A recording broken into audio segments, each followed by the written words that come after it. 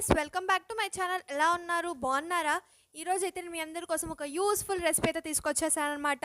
ఇదైతే చాలా useful and టేస్టీగా ఉండబోతుంది. సో మీరు ఈ వీడియోని అయితే ఫస్ట్ నుంచి ఎండ్ దాకా చూసేసేయండి అండ్ హోప్ సో మీ అయితే వీడియో నచ్చుతుంది అనుకుంటున్నాను. ఎందుకంటే ఇదైతే మనం ఈ వీడియోలో చాలా యూస్ఫుల్, ప్రతి ఇంట్లో ఉమెన్కి అయితే చాలా యూస్ఫుల్ టేస్టీగా ఇలాంటి కర్రీస్ చేయడానికి. సో ఇదైతే రెస్టారెంట్స్ ఆ డాబా స్టైల్ ఎగ్ కర్రీ అనమాట. మనము బయటకు వెళ్ళినప్పుడు చాలా ఇష్టంగా తింటాము. అదే కనుక ఇంట్లో చేసుకొని తినగలిగితే ఎంత బాగుంటుందో కదా. సో దీనికైతే ఏం చేయాలనేది మీరు ఈ వీడియోలో అయితే ప్రాసెస్ మొత్తం చూసేసేయండి. అండ్ ఇదైతే చాలా ఈజీగా మనం ఇంట్లో ప్రిపేర్ చేసుకోవచ్చు. ఫస్ట్ అయితే మనము ఒక కొబ్బరిని తీసుకోవాలి. ఒక హాఫ్ కొబ్బరి తీసుకుంటే దాన్ని చిన్న చిన్న పీసెస్గా కట్ చేసుకోవాలన్నమాట. నెక్స్ట్ అయితే ఒక కళాయి తీసుకొని దాంట్లోకి ధనియాలు, జీలకర్ర అండ్ మసాలా దినుసులు లాంటివి వేసుకోవాలన్నమాట. అంటే మీరు ఏదైనా తీసుకోవచ్చు, మీ దగ్గర అవైలబిలిటీని బట్టి తీసుకోవాలన్నమాట. సో దీనిలోకి అయితే మంచిగా మీరు చేసుకోవచ్చు ఇంట్లో.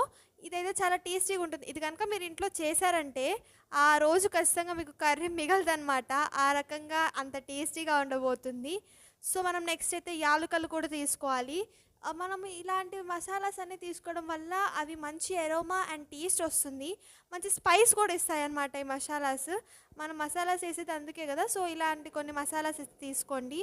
నెక్స్ట్ అయితే మీకు స్టార్టింగ్లో చూపించాను కదా, ఆనియన్స్, టమాటోస్ అండ్ కొబ్బరి, వీటన్నిటిని అయితే మనం పీసెస్గా చేసుకొని వేసుకోవాలన్నమాట.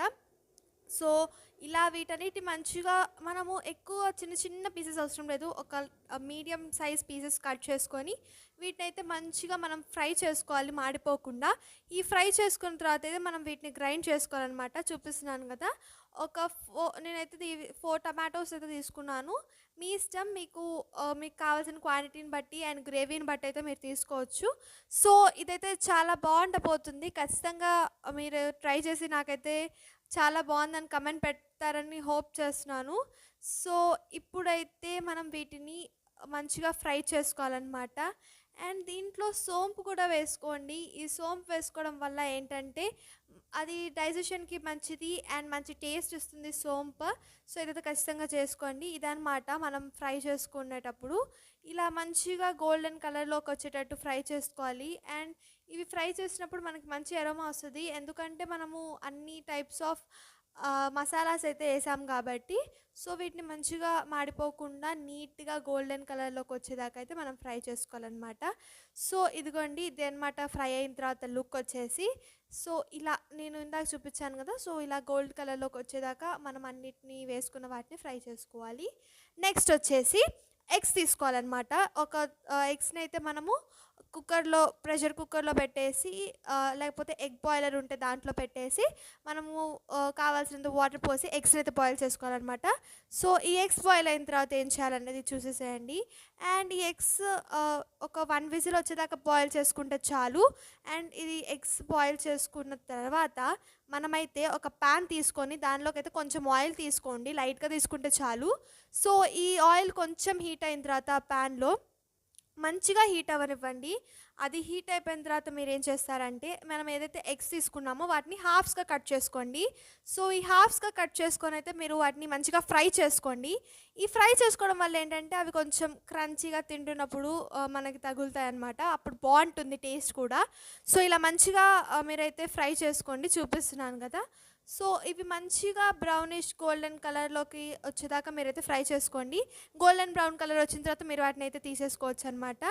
సో ఇలా మంచిగా ఈ ఎగ్స్ని బాయిల్ చేసుకోవడం వల్ల ఏంటంటే మనకి మంచి టేస్ట్ వస్తుంది కర్రీకి. అండ్ కర్రీలో తింటుంటే మధ్యలో తగిలితే కూడా చాలా బాగుంటుంది అనమాట. సో ఇదనమాట అవి ఫ్రై అయిన తర్వాత లుక్ వచ్చేసి. ఇవి ఫ్రై చేసుకుంటున్నప్పుడు మీరు టర్మరిక్ పౌడర్, కారం ఇలాంటివి వేసుకోవచ్చు. సో ఇలా అది మీ ఇష్టం అనమాట, మీరు తిన్న స్పైస్ని బట్టి.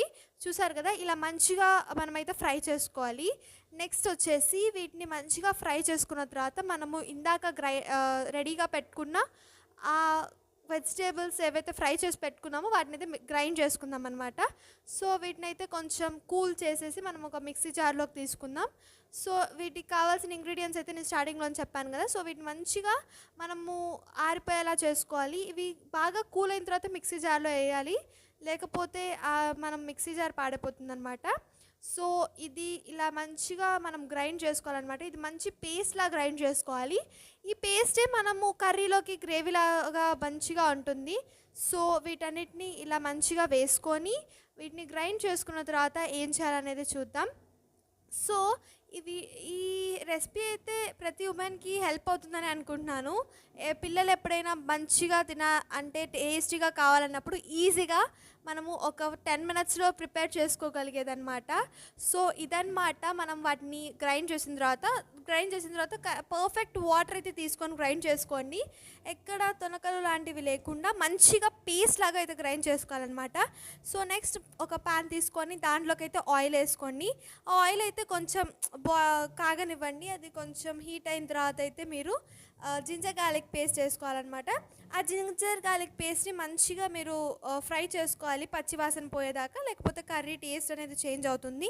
సో ఈ జింజర్ గార్లిక్ పేస్ట్ మంచిగా ఫ్రై అయిపోయిన తర్వాత దీంట్లోకైతే మనము turmeric powder and red chilli powder తీసుకోవడం వల్ల ఏంటంటే అవి కొంచెం ఆయిల్లో మనము స్టార్టింగే వేస్తే మంచిగా ఫ్రై అవుతాయి అన్నమాట. అవి ఫ్రై అవుతే ఇంకా కర్రీకి ఇంకా మంచి టేస్ట్ వస్తుంది. ఇప్పటిదాకా మీరు ఎవరైనా ఇలాంటివి ట్రై చేయకపోతే ఖచ్చితంగా ట్రై చేయండి.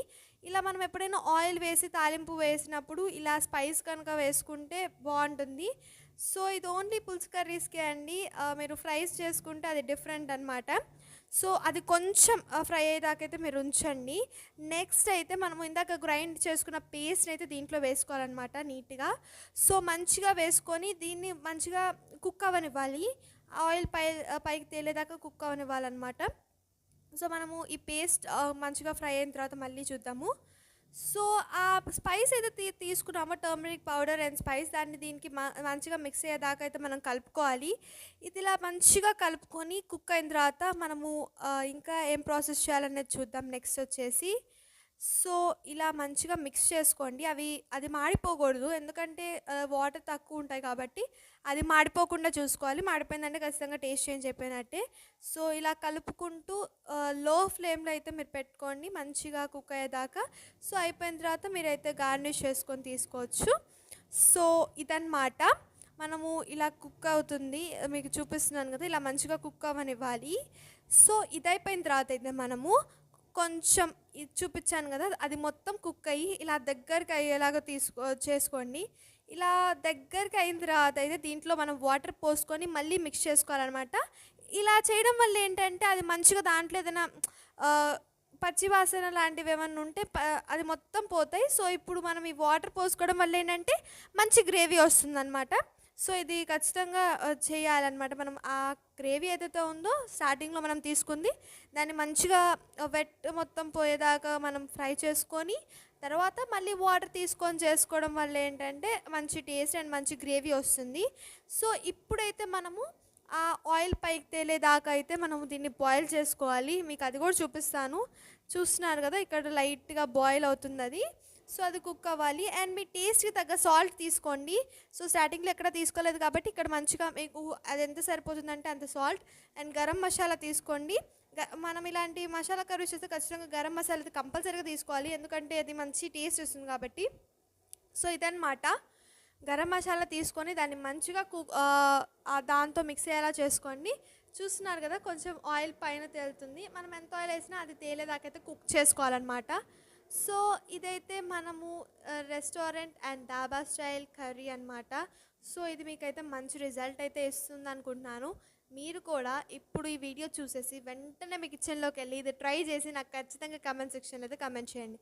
కనిపిస్తుంది కదండి, ఆయిల్ అలా పైకి వచ్చి తేలేలాగా మంచిగా కుక్ చేసుకోవాలన్నమాట దీన్ని. ఇలా మనకి ఆయిల్ తేలడం వల్ల ఏంటంటే అది కుక్ అయిందన్న విషయం అర్థమవుతుంది. సో నెక్స్ట్ అయితే మనం ఇందాక ఏవైతే ఫ్రై చేసుకొని పెట్టుకున్న ఎగ్స్ని అయితే దీంట్లోకి వేసుకోవాలన్నమాట. సో ఆ ఎగ్స్ వేసుకున్న తర్వాత ఎక్కువసేపు ఉంచాల్సిన అవసరం లేదు, కొంచెం ఒక 5 మినిట్స్ దాకా అయితే మనం ఉంచుకుంటే ఈ గ్రేవీ మొత్తం కూడా మంచిగా వాటికి కూడా పడుతుంది. సో ఇంకా మంచి టేస్ట్ వస్తుంది అనమాట. ఇలా ఎగ్స్ అన్నిటిని కూడా మనం వేసేసి మంచిగా కుక్ చేసుకోవాలి. ఇది అయిపోయిన తర్వాత మనం కొరియాండర్తో అయితే లాస్ట్గా గార్నిష్ చేసుకోవాలి. సో ఇదన్నమాట మన కర్రీ వచ్చేసి. చూస్తున్నారు కదా ఎలా కుక్ అవుతుందో. సో దీని మీద లైట్గా కొత్తిమీర చదువుకుంటే అద్దరిపోతుంది టేస్ట్. సో ఖచ్చితంగా బాగానే ఉంటుంది.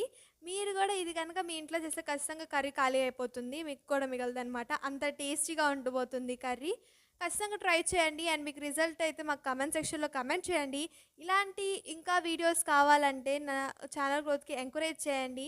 మీకు కనుక వీడియో నచ్చితే నాకు కమెంట్ సెక్షన్లో మీ రిప్లైని బట్టి నేను నెక్స్ట్ వీడియోస్ ఇంకా ఫాస్ట్గా అప్లోడ్ చేయడానికి వీలవుతుంది. టట్టడాయ్! ఇదన్నమాట మన లాస్ట్ లుక్ అండ్ ఇదన్నమాట మన ఫైనల్గా వచ్చిన కర్రీ. సో ఈ కర్రీని అయితే మీరు ఖచ్చితంగా ఇంట్లో ట్రై చేయండి. దిస్ ఇస్ డాబా స్టైల్ ఎగ్ కర్రీ అనమాట. Hope you like this video. మీకు కనుక ఈ వీడియో నచ్చితే ఖచ్చితంగా ఒక వీడియోకి ఒక లైక్, షేర్ అండ్ సబ్స్క్రైబ్ చేసి మీకు తెలిసిన వాళ్ళకి షేర్ చేసేయండి.